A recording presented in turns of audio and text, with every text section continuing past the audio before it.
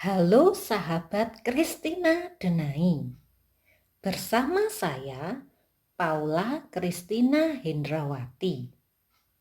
Di video kali ini saya akan membahas tentang akuntansi koperasi. Tujuan saya membuat video tentang akuntansi koperasi untuk mempermudah teman-teman yang duduk di pengurus, pengawas, dan manajemen dalam memahami akuntansi koperasi. Bicara tentang akuntansi sangatlah mudah jika kita terus belajar bersama, men-sharingkan pengalaman tentang akuntansi. Jika kita belajar akuntansi, maka kita akan memiliki setidaknya 4 kemampuan. Kemampuan yang pertama tentang menjurnal. Kedua, menyusun laporan keuangan. Yang ketiga, kemampuan tentang menganalisa laporan keuangan. Dan yang keempat, kita bisa memberi usulan terhadap prediksi tentang keuangan di masa mendatang. Belajar akuntansi koperasi sangatlah mudah jika kita tahu caranya. Setidaknya jika kita belajar terus-menerus tentang akuntansi koperasi, maka kita bisa sampai ke level jurnal, menyusun laporan keuangan, menganalisa laporan keuangan. Dengan adanya analisa laporan keuangan, setidaknya kita bisa menilai bahwa koperasi kita itu sebenarnya kondisinya baik atau tidak. Dalam menganalisa, kita tidak perlu menggunakan teori yang tinggi, sesuai kemampuan kita saja. Jika kita sudah mampu membaca laporan keuangan, maka kita bisa menilai apakah laporan keuangan kita itu baik atau tidak. Untuk belajar akuntansi koperasi, kita perlu memahami definisi tentang akuntansi.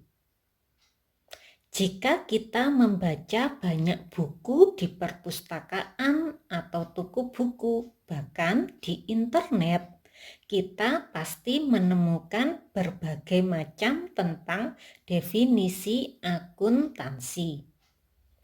Jika menurut pendapat saya, akuntansi adalah seni mencatat, mengidentifikasi, mengelompokkan ke dalam akun-akun dan melaporkan hasil informasi yang bersifat keuangan. Siklus akuntansi dimulai dari bukti transaksi. Dari bukti transaksi, kita bisa melakukan penjurnalan. Dari penjurnalan, kita bisa posting ke buku besar. Dari buku besar, lanjut ke neraca saldo. Dari neraca saldo, kita bisa langsung ke laporan keuangan. Setelah dari laporan keuangan, untuk akhir tahun pasti ada jurnal penutup. Untuk mempermudah dalam menjurnal, kita perlu paham tentang persamaan dasar akuntansi. Laporan keuangan sederhana terdiri dari neraca dan laporan perhitungan hasil usaha. Di neraca terdiri dari akun aktiva dan akun pasiva. Jika kita ingin mengetahui jumlah kekayaan koperasi, maka kita bisa melihatnya di akun Aktiva. Jika kita ingin mengetahui sumber dana yang diperoleh koperasi dari mana saja, maka kita bisa melihatnya di akun Pasiva. Untuk memahami persamaan dasar akuntansi, yang pertama, Aktiva sama dengan Pasiva. Contoh, anggota membayar simpanan pokok sebesar 100.000 dan simpanan wajib sebesar 25.000. Maka persamaan dasar akuntansinya adalah Aktiva 125.000 sama dengan Pasiva 125.000. Angka 125.000 berasal dari penjumlahan simpanan pokok dan simpanan wajib. Persamaan dasar akuntansi yang kedua, Aktiva sama dengan hutang ditambah modal. Contoh, anggota menabung sibuhar sebesar 50.000. Membayar simpanan wajib 25.000. Maka persamaan dasar akuntansinya adalah hutang 50.000 ditambah modal 25.000, maka jumlah Aktiva sebesar 75.000. Persamaan dasar akuntansi yang ketiga adalah Aktiva sama dengan hutang ditambah modal ditambah pendapatan dikurangi biaya. Laporan keuangan koperasi minimal terdiri dari neraca dan laporan perhitungan hasil usaha. Neraca terdiri dari Aktiva dan Pasiva. Untuk laporan perhitungan hasil usaha terdiri dari pendapatan dan biaya. Selisih antara pendapatan dan biaya yang kita kenal dengan istilah surplus hasil usaha masuk kolom Pasiva komponen modal.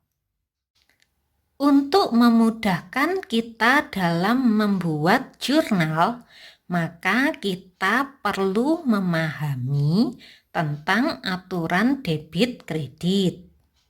Di neraca, kita mengenal ada akun Aktiva dan Pasiva.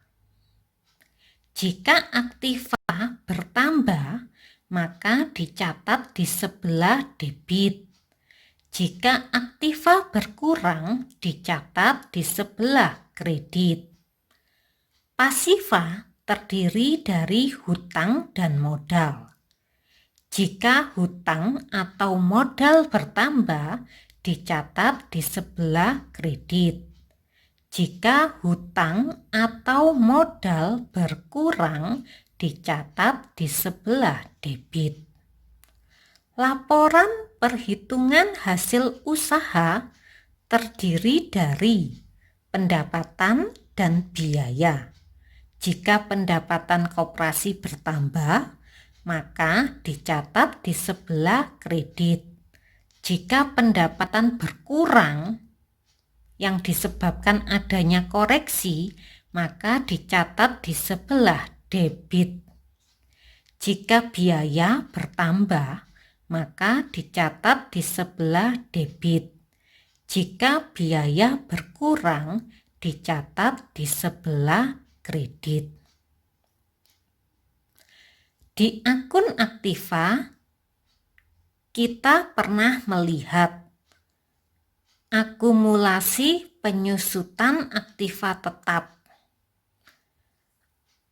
Khusus akumulasi penyusutan aktiva tetap, jika bertambah dicatat di sebelah kredit, jika berkurang dicatat di sebelah debit. Namun, untuk akun akumulasi penyusutan aktiva tetap ada tanda kurung yang tujuannya aktiva tetap dikurangi akumulasi penyusutan aktiva tetap sama dengan nilai buku aktiva tetap. Buat teman-teman yang sudah menyaksikan video saya ucapkan terima kasih. Dan tonton terus video selanjutnya.